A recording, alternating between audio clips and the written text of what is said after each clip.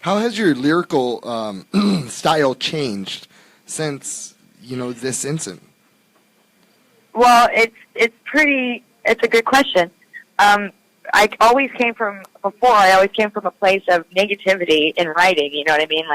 And I guess I really didn't ever take so much time on the lyrics where I should have, because it really makes a difference. I'm a person that listens to melody more than anything else when I hear a song, so I could hear a song for a year and not even know the lyrics. And sometimes when I find out the lyrics, it ruins the song for me. I'm the same way.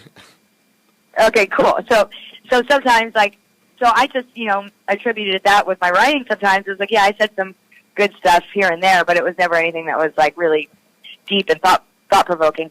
So when we did this record, I was really scared because I don't want to write from a place of negativity anymore. I'm a positive, happy person now, which is amazing. So I had problems, and I said, guys, I need help. And I told my band, I told Davey, who's our producer, and I told Fat Mike, who produced the record, our new record as well. I said, you guys, I need help. And I super got it. I had ideas, and I had melodies, and I had some lyrics, and the song, I don't know, have you heard our new record? Warriors? Yeah. Yes. I heard a couple songs. So, I haven't heard the whole thing all the way through. Okay, well, there's a song, first song on the second side, it's called Broken. Mm-hmm. And it really explains everything. I came up with the chorus, I'm broken, what an easy way out. And I thought, well, I'm not broken anymore, so I don't want to write a song about being a broken person. And I left it alone. I didn't want to go any further with the song. And then when we were looking for songs, going through all of my songs for the record, that one came up. My boyfriend was like, Stacey, baby, you got to do this song. And I was like, well, I don't know what to do with it. So I went and I took it to Davey, and he was like, awesome, we're doing the song. So instead of saying, I did it past tense. I blamed it on humanity. I blamed it on heredity. I blamed it on these things instead of taking accountability for myself and making sure that I had a good fucking life no matter what was going on around me. Instead of, justifying every and making explanations and not living up to my side of it, of all of it. So I wrote it from that perspective and turned what would have been a negative into an extremely positive piece of self-realization. Freaking A. And in a smart and intelligent way, Yeah. You guys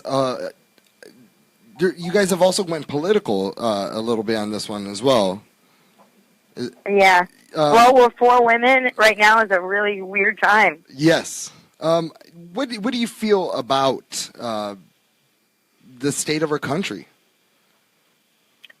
I am going to be optimistic and say that I don't think that as much as I wanted Hillary to win, or Bernie, you know what I mean? Yeah.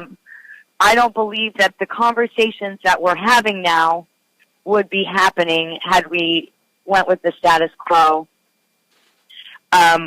It's almost sometimes better to rip the Band-Aid off and let it breathe a little bit before it can heal, Yes. So I think that now, as 4 women that are working together, not against each other, but harmoniously together, knowing what each of us needs and doesn't need to be able to do this together, it was very important for us to come together and show solidarity with other women, because we've met some amazing women across the United States or across the world. Every time we tour, we meet women that are like, God, I'm going to know you for the rest of my life. And to bring people together and work together in that way, I think is really cool. And to see America doing that now and not standing for, misogyny or bigotry or racism, all of that stuff needs to stop. So maybe it needs to come to a head, just like this weather in Florida, and get really, really hot and uncomfortable until it pops and rains and it's better again. You know what I mean? Yes. So I think that that's what's happening. So we definitely had to say something, because we were in Atlanta, Georgia, the night of the election, in a red state, just like, what the fuck just happened? And, we cried for days. We were so sad just to see, run into an old black man at a gas station, and we look at each other with the same look in your eyes, like, fuck, really? You know what I mean? Like, we've got to stick together. It's time for us to stick together. And it was no more evident that it was, you know, right then and there. So going in off of that tour, we ended it on Thanksgiving. We went straight into writing the record and recording the record. So obviously those things were fresh on our mind, and it's time as four women to say some shit that's, you know, not just observational life. Yeah. You guys are you know, well-known feminists. Is that just who you guys naturally are, or was that sort of, you know, all right, that's going to be our gimmick, or that's what I'm curious about that and how that came. I think that I've always been the kind of person that doesn't lead by force. I lead by example always, and I was raised by my mom and dad were together, but my mom was the breadwinner. My mom was the head of the household. I was raised in a very matriarchal home. So my example for women was strong women, assertive women, women that get shit done, women that take care of shit. So my example was never, I'm this little flower that needs to be protected. You know, it was more like, you can be and do anything you want, so go and be and do everything you want.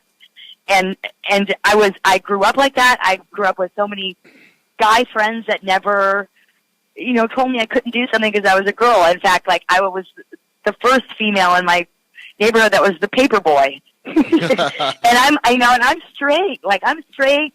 I always think that I'm like this tough little, you know, chick, but it's like, I still, you know, run silly and, you know what I mean? Like, I could throw a ball and all that stuff, but it's like, I think for me, in my way of being, I can't speak for the rest of my band because everybody's got different feelings about it, about feminism and that word, and it's definitely not a gimmick in our band. We are four strong, completely different people and women. You know what I mean? Like, each one of us is different than the next, and the four of us together are like so strong, so much stronger because we work together instead of against each other. Like, there's no judgment or jealousy and all that stuff that happens sometimes when, you know, when there's a lot of women together, and it's not even women's fault. It's like, systematically we've been trained to be against each other and be in competition with each other.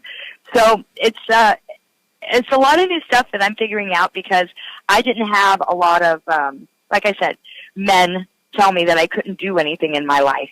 I've always been, you know, big, you know, given a lot of encouragement. Was your father around?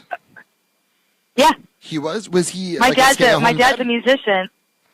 Well, he works off and on. He's a musician, and he had problems with drugs and alcohol as well, so I got to see that firsthand. Mm-hmm. But he was always the one that said, Stacey, it's your choice.